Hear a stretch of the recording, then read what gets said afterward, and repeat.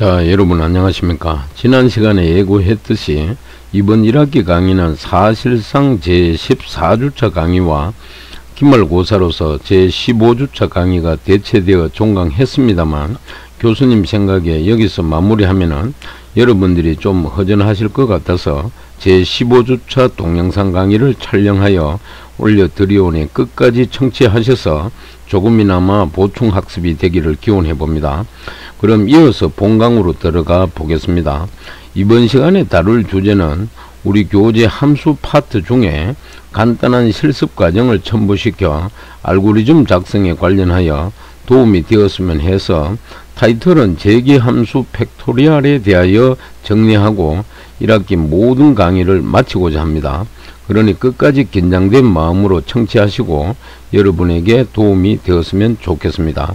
그러면 우리 본강 강의 자료 슬라이드 첫 번째 보게 되면은 제15장 재기함수를 활용을 해서 팩토리얼 알고리즘을 작성하여 비교 분석해서 결과를 우리가 한번 확인해 보자, 이렇게 지금 슬라이드에 기록이 되어 있습니다. 근데 이쯤 돼서 교수님이 오늘이 1학기 마지막 종강 날이다 보니까 처음에 우리 1학기 시작할 때 제1주차 강의의 OT 시간에 여러분들한테 잠깐 언급한 내용이 있습니다. 그래서 한번 상기시켜 준다는 차원에서 다시 한번 그때 내용 중에 여러분들한테 꼭 하나 주지시켜 드리고 싶은 것은, 늘 모든 교육이 비슷하겠지만은 특별히 이 우리 컴퓨터 교육은 자신감이 중요하다 그랬습니다. 기억나십니까? 그리고 이왕 할 거면 뭐라 그랬어요? 즐겨라 그랬습니다. 그리고 기초에 충실하라 그랬어요. 그리고 가능하면 컴퓨터 서적을 우리가 볼 때는 우리 중고등학교 시절에 배운 대로 뭐 논리적 사고로 접근하는 것도 중요하지만은 근본은 뭐다? 컴퓨터적 사고로 접근하라 그랬습니다.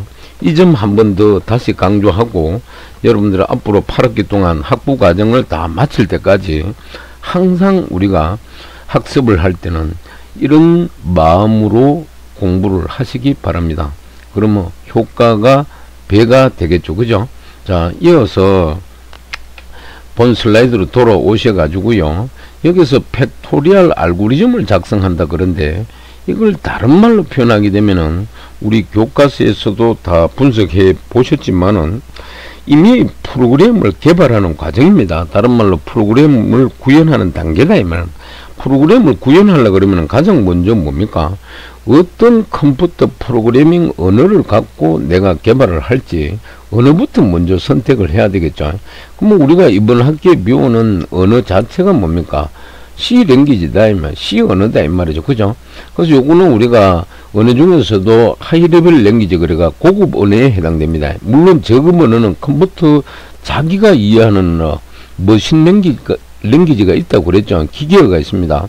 그럼 우리는 고급 언어 C 언어를 갖고 프로그램을 개발하게 되는데, 개발하기 이전에 우리가 여러분 각종 PC라든지 노트북 있죠. 물론 모바일도 해당되겠습니다만은 그 PC 장치에다가 뭐를 깔아야 됩니까? 깐다, 다른 말로 설치한다 그랬죠, 그죠? 영문으로는 셋업 시킨다 이렇게 표현을 하는데, 일단은 이미 어떤 랭귀지를 갖고 소스 코드를 작성해서 입력하게 되면은 컴퓨터 상에서 실행되게끔 하려 그러면은 그 소스 코드 입력과 뭐 또 저장과 컴파일과 그 다음에 실행하는 과정을 한목에 처리해주는 툴이 있다 그랬습니다. 그게 뭡니까? 대표적인 게 요즘은 통합되어 가지고 툴이 개발되어가 보급이 된다 그랬죠, 그죠? 그 C 언어에서 우리가 주로 사용하는 게 뭡니까? 비주얼 스튜디오다, 비주얼 스튜디오. 그래서 교수님 PC에도 비주얼 스튜디오가 설치가 되어 있고, 이번 시간에 소스 코드는 교수님 PC에 있는 비주얼 스튜디오를 활용을 해서 각종 소스 코드를 작성해 가지고 컴파일해서 실행해 가지고, 자, 화면에 윈도우로 결과가 나타나겠죠. 그죠? 그걸 캡처해서 여러분들한테 일일이 설명을 드리고자 하는데, C 언어를 통해 가지고 우리가 프로그램 개발을 하려고 그러면 가장 먼저 뭡니까? C 언어를 이용을 해가 자신이 원하는 것을 뭐 한다? 논리적으로 표현하는 것이 뭡니까? 프로그램 완성의 첫 번째 단계라 그랬습니다. 자, 이런 과정에서 작성된 코드를 가리켜 우리는 뭐라 그랬습니까? 소스 코드, 다른 말로 뭐라 그랬다? 자, 최초로 만들어진 요걸 우리는 뭐라 그랬다? 소스 코드라고 했습니다. 소스 코드. 다른 말로 뭐라 그럽니까? 이걸 원식 코드다, 이렇게 표현합니다. 아시겠습니까? 자, 이렇게 소스 코드를 만들어 가는 과정을 코딩 작업이라 그랬습니다. 그죠? 그러면은 소스 코드를 최초로 우리가 작성을 하면은 여기서 자, 출력물이 하나 나오는데, 예를 들어 파일 명이 te 뭡니까? st라고 가정을 했을 때 저장하게 되면은 이 파일 네임의 확장자는 뭐다? C로 저장된다 그랬죠. 그죠? 물론 뭐 C++ 언어 같은 경우는 C++ 이런 식으로 나타나겠죠. 그러면 이렇게 최초로 소스 코드가 작성되고 나면은 두 번째는 또 우리가 뭘 해야 된다 그렇습니까? 이거는 사람이 알아먹을 수 있는 고급 언어로 되어 있기 때문에 컴퓨터는 무슨 말인지 알아들을 수가 없다 그렇습니다. 그러면 컴퓨터가 알아먹을 수 있게끔 작업을 해줘야 된다. 그러면 번역 프로그램을 활용해 가지고 뭡니까? 번역을 해줘야 되겠죠. 그걸 우리말로 뭐다? 컴파일 작업한다 그랬습니다. 그죠? 컴파일은 영문으로 우리가 COM 뭐라 그랬다? PILE라 그랬습니다. 그죠? 그러면 번역 작업은 누가 하는데? 컴파일러라는 번역 프로그램이 따로 있습니다. 그거에 의해서 번역이 됩니다. 그럼 번역되고 나면은 그 다음에는 뭐가? 목적 프로그램이 형성이 되는데요. 목적 프로그램은 뭡니까? 형성되기 전에 중간에 뭔가를 뭡니까? 판단을 해야 됩니다. 뭐 컴파일 했는데 이미 특정 라인에 에러가 발생합니다. 에러가 발생하게 되면은 그 에러를 수정을 해줘야 되겠죠. 그래서 왼쪽으로 가서 에러 발생했나 물어보면 yes, 발생했습니다. 그러면 왜 됩니까? 디버깅 작업, 즉 프로그램 수정이 이루어져야 됩니다. 프로그램 수정이 이루어져 가지고 뭡니까? 다시 위로 올라가서 뭡니까? 컴파일 번역 작업을 또 하게 되는 겁니다. 그 다음에 다시 내려가 번역했는데 비교를 보니까 에러 발생했나 물으니까 발생 안 했다 그래요. no라고 합니다. no면은 뭡니까? 자, 문제가 없으니까 그 다음에는 뭡니까? 오브젝트 프로그램이 있죠. 그죠? 목적 프로그램, 영문으로 타겟 프로그램이라 그러는데 목적 프로그램이 생성되더라 이 말입니다. 알겠습니까? 그럼 목적 프로그램이 생성되면은 파일 네임은 처음에 소스 코드를 작성했을 때는 테스트 test.c라 그러는데 목적 프로그램이 형성되고 나게 되면은 파일명은 그대로 가져옵니다. tst 가져오고 확장자는 뭐다? obj로 구해야 된다 그랬습니다. 그죠? 자, 이렇게 이제 목적 프로그램이 형성되고 나면은 그 다음에 우리가 소스 코드를 작성할 때 중간에 사용했는 각종 뭡니까? 선언문이라든지 함수 같은 거 있죠. 그것도 함수 라이브러리도 있는데 그런 걸 다 묶어줘야 된다 그랬습니다. 그 작업을 우리는 뭐다? 링크라 그럽니다. 링크. 영문으로 link라 그래요. 그럼 링크 작업은 누가 하는데? 링키지 에디터가 있죠. 그죠? 그 놈이 담당해서 링크 작업을 합니다. 그럼 링크 작업이 끝나고 나면은 그 다음에 또 비교를 해봐야 돼요. 뭐 최종 문제가 있는지 없는지 한번 검사를 해봐야 되겠죠. 그때 또 에러가 발생했는지 안 했는지 우리가 비교 분석한다. 그럼 비교해 보니까 결과를 보니까 또 에러가 발생을 했습니다. 예를 들어 그럼 yes다, 에러 발생했나 보니까 에러가 났다 이 말이죠.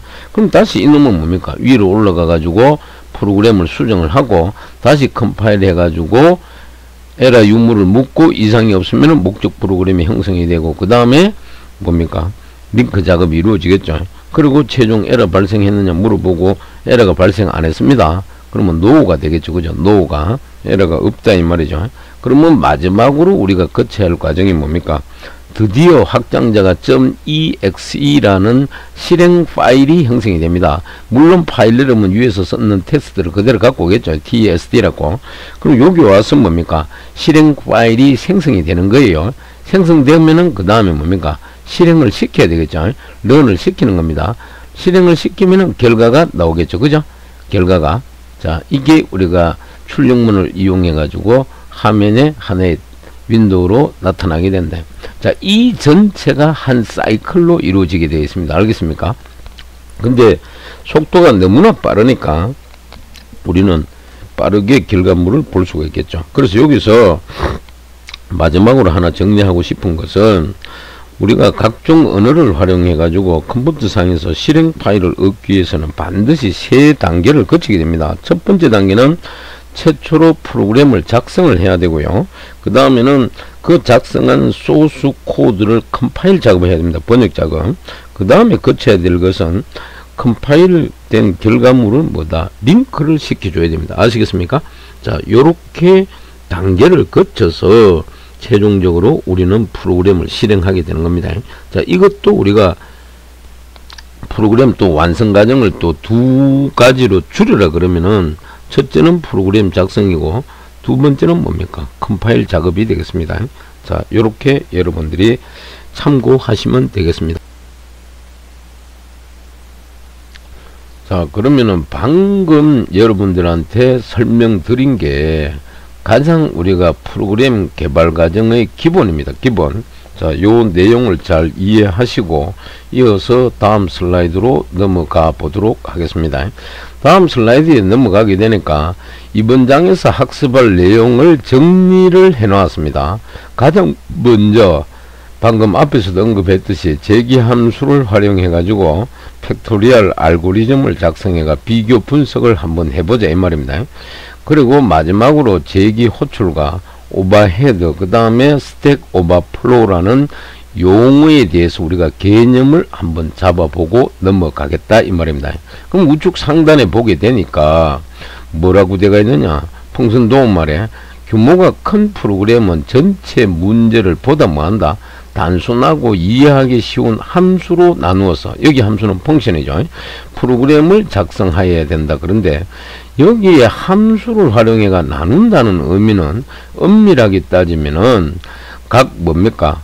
센텐스를 하나하나를 뭡니까? 함수를 활용해 가지고 모듈 단위로 나누어서 프로그램을 작성하라, 이런 의미가 되겠습니다. 아시겠습니까? 그 다음 이어서 다음 슬라이드 넘어갑니다. 넘어가니까 이 부분은 이번 시간에 실제 우리가 배울 내용인데 제기적인 문제 해결에 대해서 배워보는 시간이다. 그래서 먼저 팩토리얼 함수를 두 가지로 정리해 놨습니다. 첫 번째는 뭐다? 제기적인 방법을 활용해 가지고 우리가 한번 분석해 볼 거고, 두 번째는 반복 구문 있죠. 반복 구문. 요 신텐스 구문이라고 되어 있습니다. 이 반복 구문 아시겠습니까? 이 두 가지로 풀어 보고자 합니다. 그리고 이 두 개의 문제 중 어느 것은 반복 구문이 더 적당하고 어느 것은 뭡니까? 위에 있는 제기적 구문이 더 적당한지 우리가 판단을 해 봐야 되겠습니다. 그리고 강의를 끝까지 청취하시면은 어떤 경우에 제기함수를 사용해야 하는지, 그리고 제기함수를 작성하는 방법에 대해서 여러분들이 이해하게 될 겁니다. 끝으로 세 번째 정리되어 있죠. 제기 호출이 뭔지, 오버헤드가 뭔지, 스택 오버플로우가 뭔지, 이 개념을 한번 잡고 이번 시간에 모든 강의를 마칠까 생각합니다.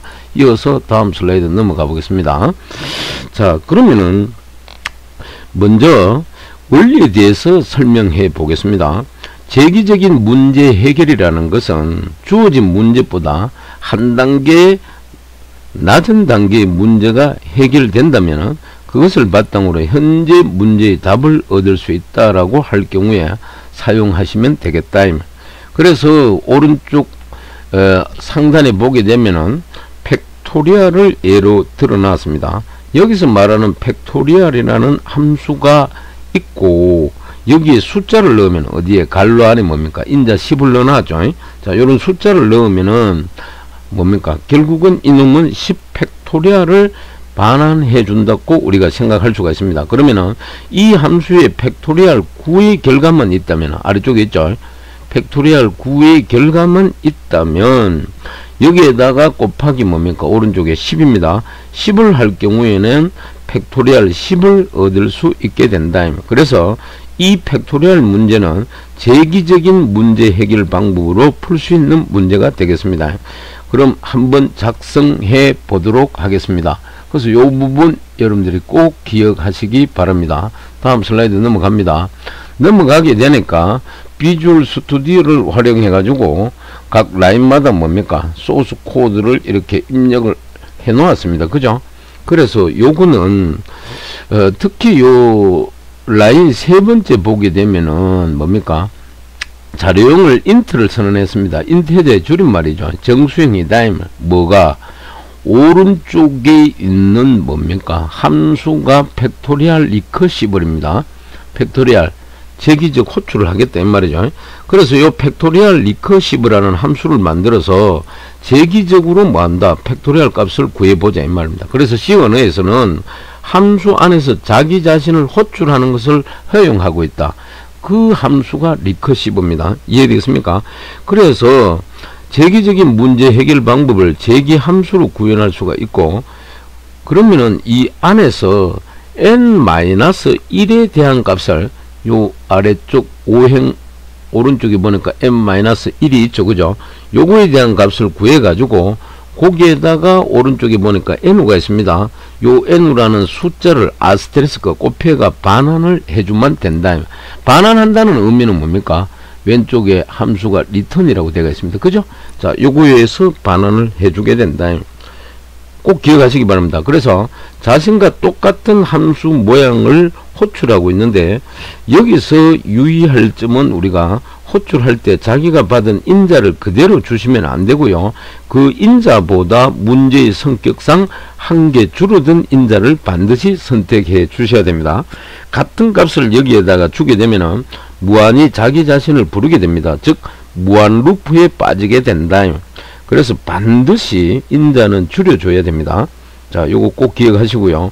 또 하나 여러분들이 기억해야 될 것은 이 함수로 들어갔을 때 항상 자기 자신을 호출하게 되면은 이건 역시 뭐다? 스택 오버플로우가 일어나는 조건이 되더라. 그래서 내가 풀 수 있는 최소한의 문제를 규정하고 그 문제일 경우에는 재기 호출 없이 반환하는 부분이 반드시 있어야 된다는 거 꼭 기억하기 바랍니다. 그럼 이어서 다음 슬라이드 넘어가 보겠습니다. 넘어가니까 라인 5행에 보시게 되면 이 부분을 썼습니다. 갈로에 보니까 n 뭡니까? 이꼴 1이라고 되어 있죠. 이거는 결국은 무엇을 의미하느냐? 자, 여기서 최소한의 문제는 n에다가 1이 할당된 경우라고 할 수 있습니다. 그래서 1팩토리얼은 1이다. 자, 1팩토리얼은 1이다라고 재기 호출을 하지 않고도 해결할 수 있는 문제가 되겠습니다. 자, 이렇게 구성했다라는 걸 여러분들이 이해하시고요. 이어서 다음 슬라이드로 넘어가 보겠습니다. 넘어가니까 뭐라고 되어 있습니까? 메뉴에 정리를 해보면 이렇게 되어 있습니다. 뭘 정리할 건데, 방금 우리가 앞에서 재기 호출 말을 했죠. 그래서 재기 호출을 할 때는 그 인자는 요 아래쪽에 정리되어 있죠. 재기 호출을 할 때는 그 파라미터 인자는 반드시 규모를 뭐한다? 줄여줘야 된다. 줄여줘야 된다. 이 점 꼭 기억하시길 바랍니다. 그래서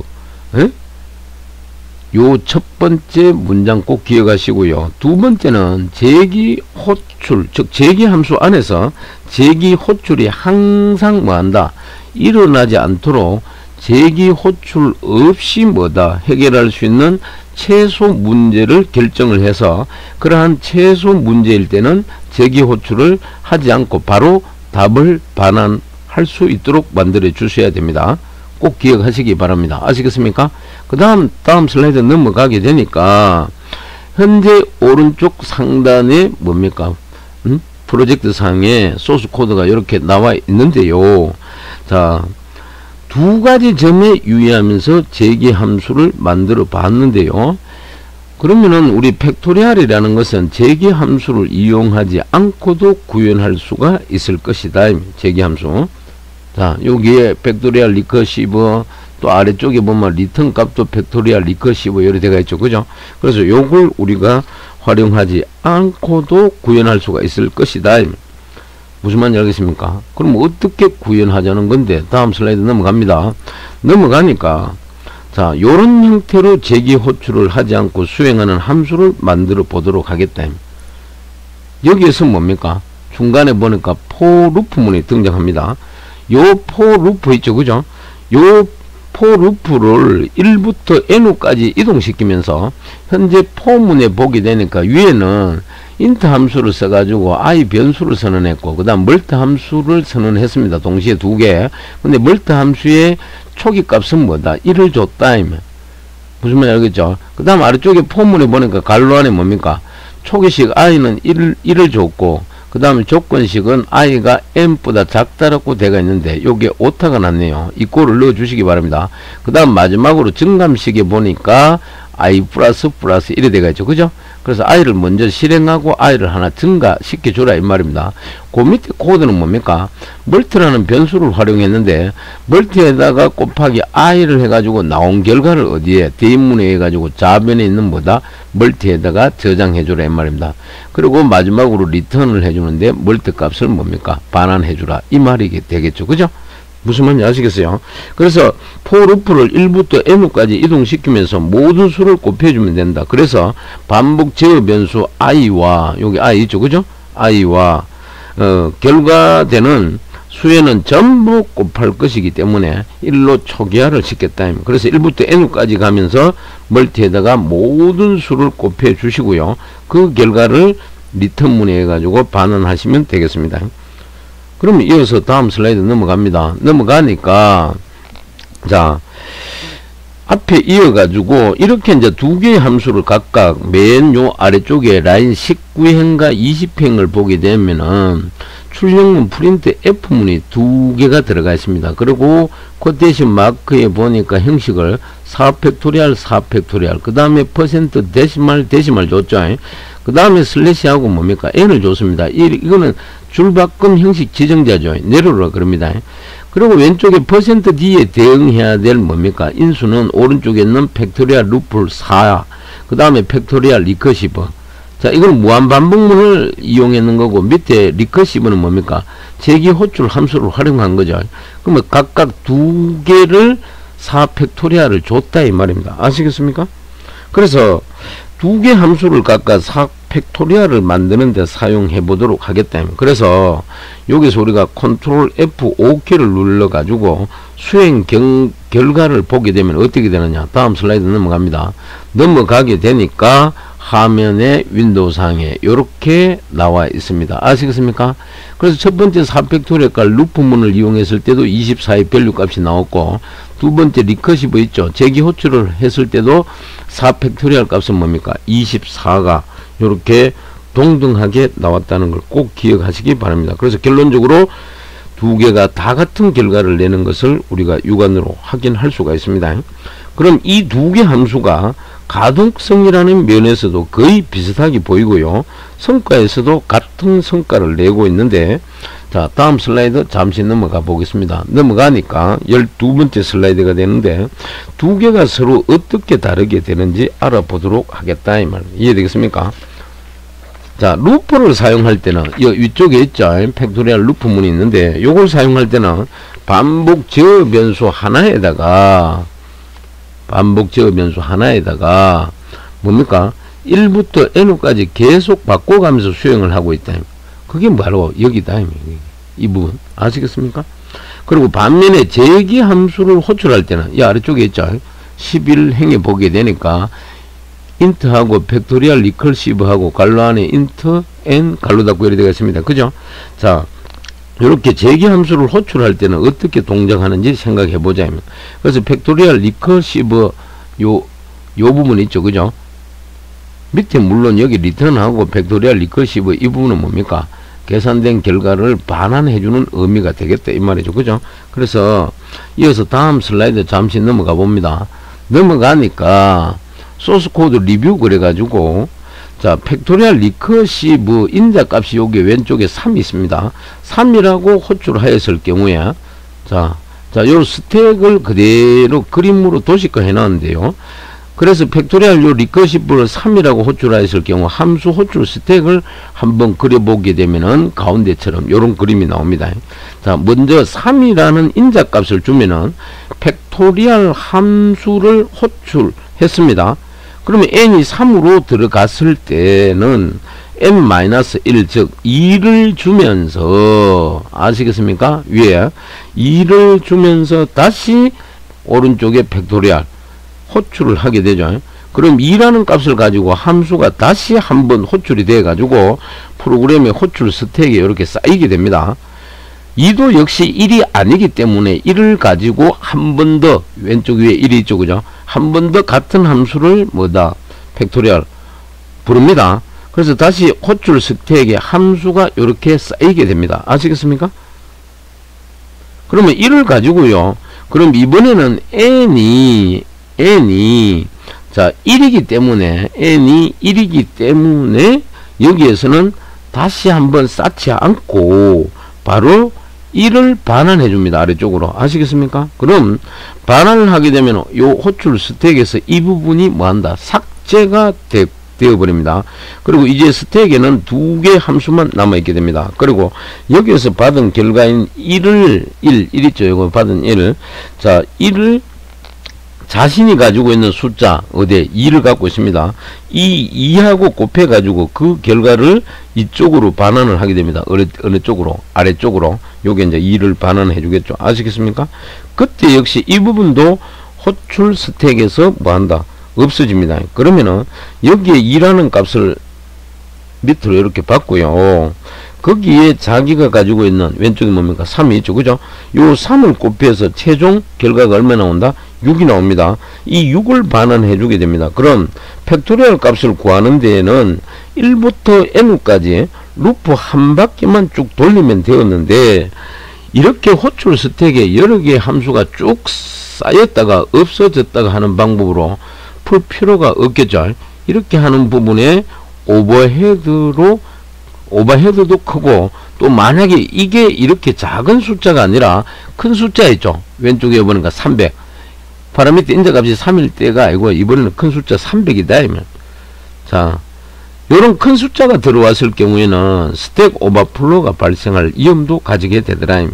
즉 제기 함수 사용의 단점을 정리해 보면은 첫 번째가 뭡니까?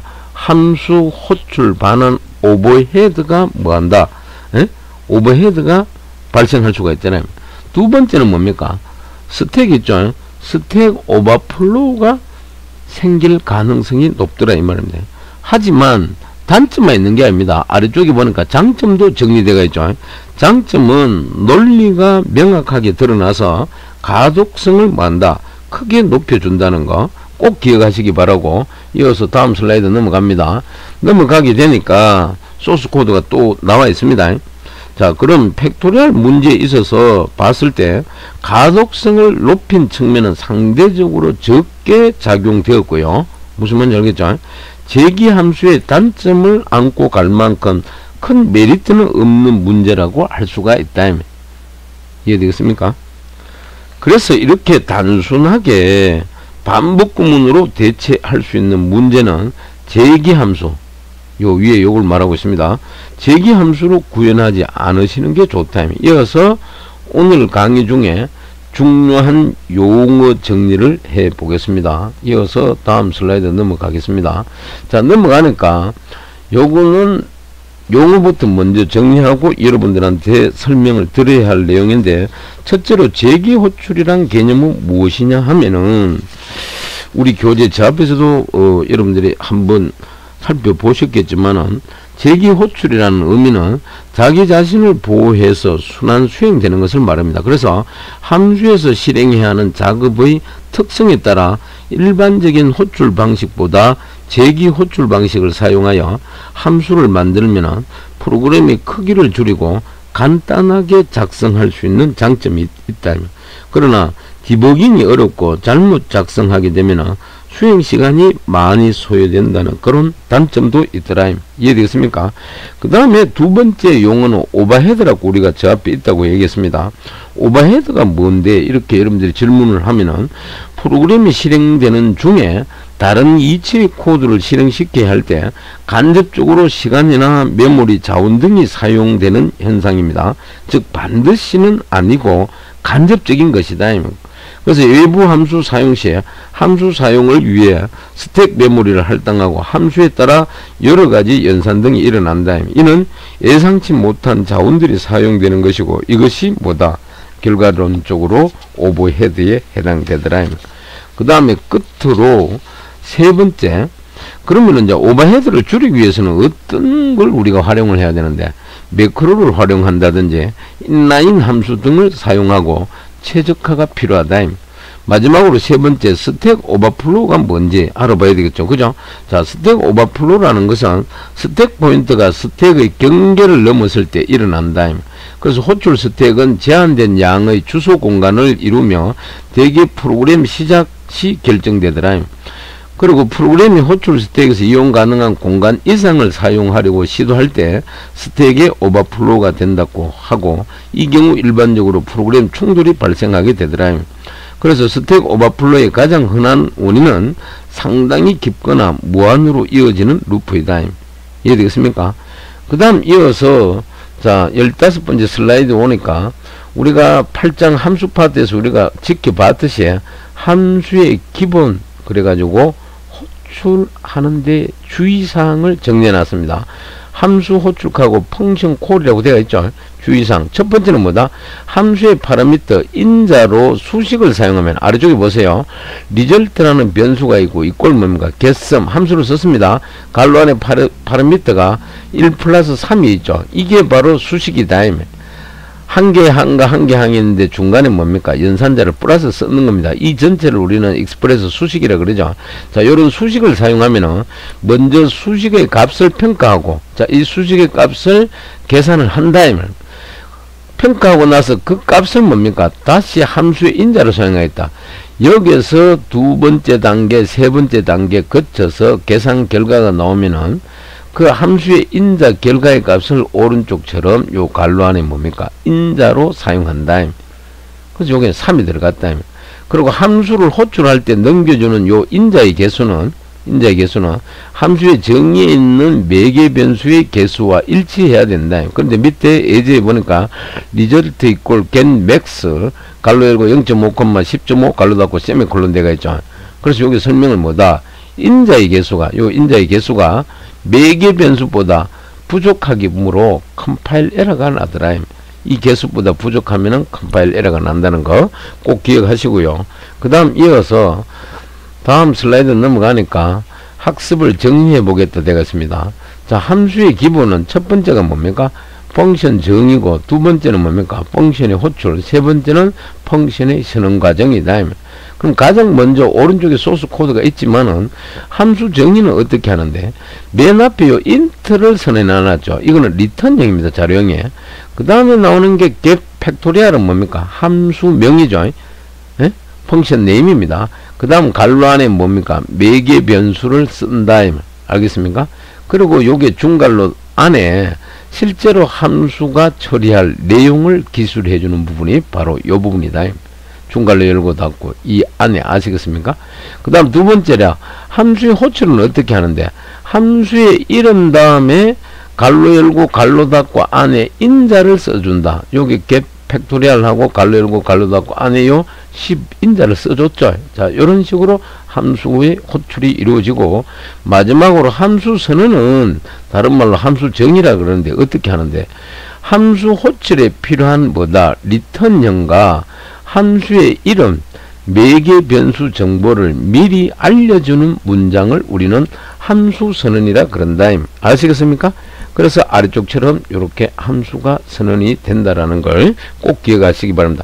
그래서 갈로 여기에 뭐 인트하고 넘 이거는 뭡니까? 정수형 변수를 활용하겠다 이 말이죠. 자, 이어서 다음 슬라이드 넘어가 보겠습니다. 넘어가니까 QA가 나옵니다. 그죠? 자, 여기서 여러분들한테 교수님이 마지막으로 끝으로 여러분들 기말고사도 이제 며칠이 남지 않았습니다. 모든 분들이 열심히 준비하고 있겠지만은 교수님 생각은 우리 교재 제1장부터 제14장 마지막까지 공부하시면서 특별히 각 장 중간중간마다 뭡니까? 중간 점검 문제가 나와 있습니다. 그리고 각 장 끝에다가 보면은 연습 문제하고 프로그래밍 문제가 실려 있는데, 연습 문제 정도만 하나도 빠뜨리지 마시고 여러분들이 정독하신다면은 기말고사는 교수님 생각에 좋은 결과가 얻을 수 있지 않을까 그렇게 생각해 봅니다. 자, 참고하시고, 자, 돌이켜 보니까 한 학기 시간이 결코 길지 않다는 것을 새삼 느낍니다. 세월이 너무 빠르다 이 말이죠. 아무쪼록 여러분들 한 학기 동안 건강 지키면서 잘 따라와 주셔서 너무 감사하다는 말씀 드립니다. 아울러 기말고사 잘 치시고 종강과 동시에 긴 여름 방학으로 들어가게 됩니다. 긴 방학 기간 동안 여러분들의 일과표를 잘 작성을 하셔서 학습하는 리듬을 깨트리지 말고, 즉 흔들리지 마시고 다가올 2학기를 준비한다는 마음으로 뜻깊게 보내시길 바라면서 오늘 강의를 모두 마치도록 하겠습니다. 자, 오른쪽 아래쪽에 있는 거 요거는 여러분들이 한 번 더 읽어 보시기 바라고요. 아무쪼록 한 학기 동안 여러분들이 수고하셨습니다. 이상으로 제 15주차 강의를 모두 마치겠습니다. 수고하셨습니다.